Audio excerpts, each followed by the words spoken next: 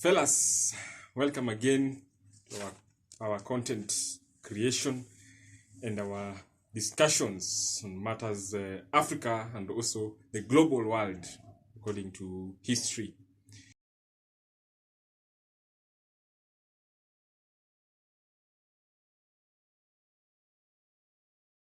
So today, focusing about Cameroon. Understand that Cameroon is found in Central Africa. This is the map of Africa.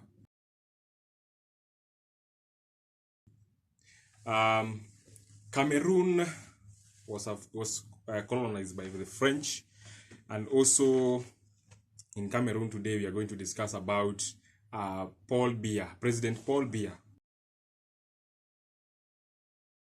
who he made some speech today and also yesterday about Cameroon, and also about his bid in the upcoming elections. We understand that Paul Biya, who is around 93 years, 92 years, who was born in 1933 in Cameroon. He's 92 years, actually. So Paul Biya has been in power since that time, since 1982.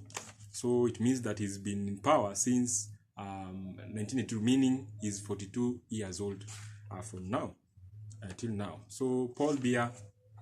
So in Africa, we've had presidents. Also, we are going to ask ourselves: are we still in colonization? Are we still colonized?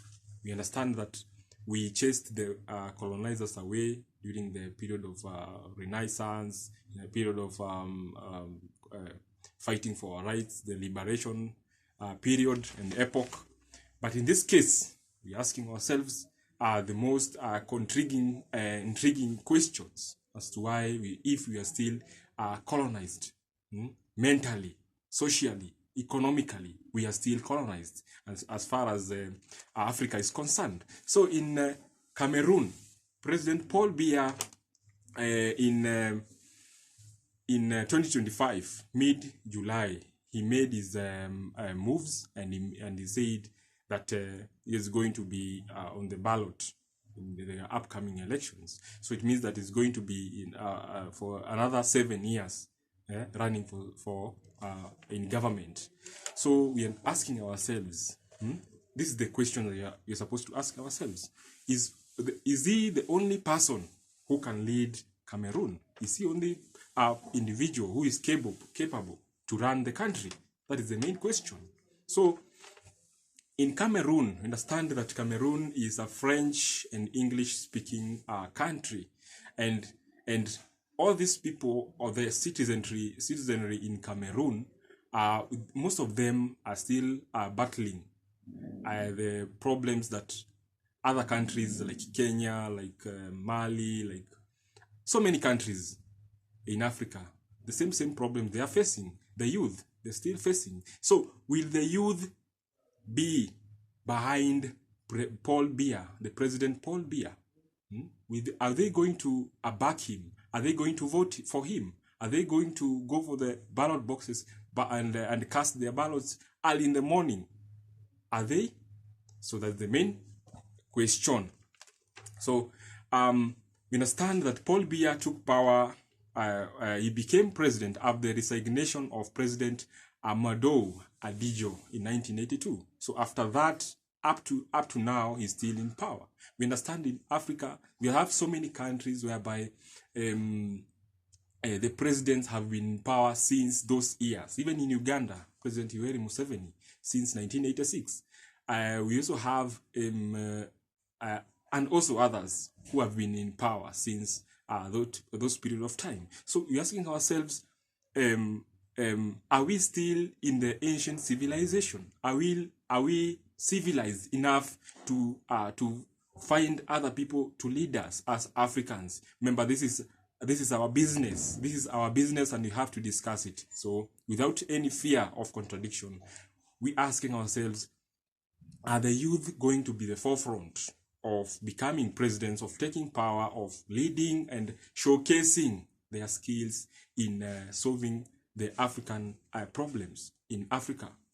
Also, that is on the 13th July 2025. That is when he made that speech seeking for an eighth term, another eighth term. Also, on 16th July, he made this speech or this move of reshuffling the army, the military. Remember, after he made his bid for the upcoming elections, running for an eighth term, he also made a move to reshuffle the military and the security personnel. So this is a very the Cameroonian are in a conundrum as to why Paul Biya is reshuffling the military. And in Africa, we've seen military coups. We've seen military states. We've seen coups.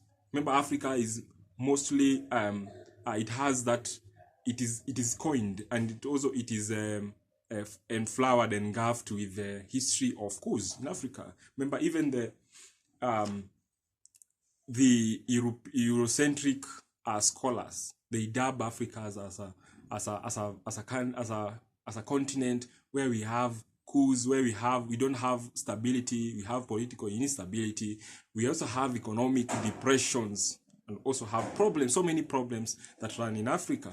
So our question is, are we going to take power? Are we going to showcase our skills and showcase our leadership skills, actually, in that sense, in Africa? So how are we going to change this?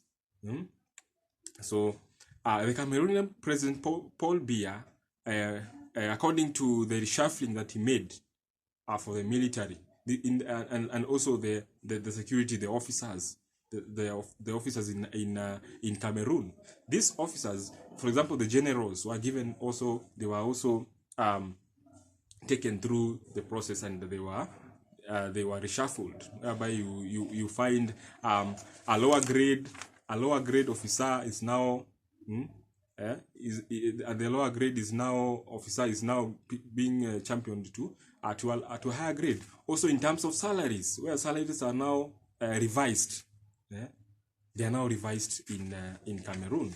So the reshuffling took place in the entire army, the Air Force. So this means that Paul Biya was to get loyalty from these military groups, and also the security groups. So we understand that in Africa, when you see these people or the so-called presidents or leaders in Africa, most of them commensurating the military and also commensurating the elections, whereby they try to make games,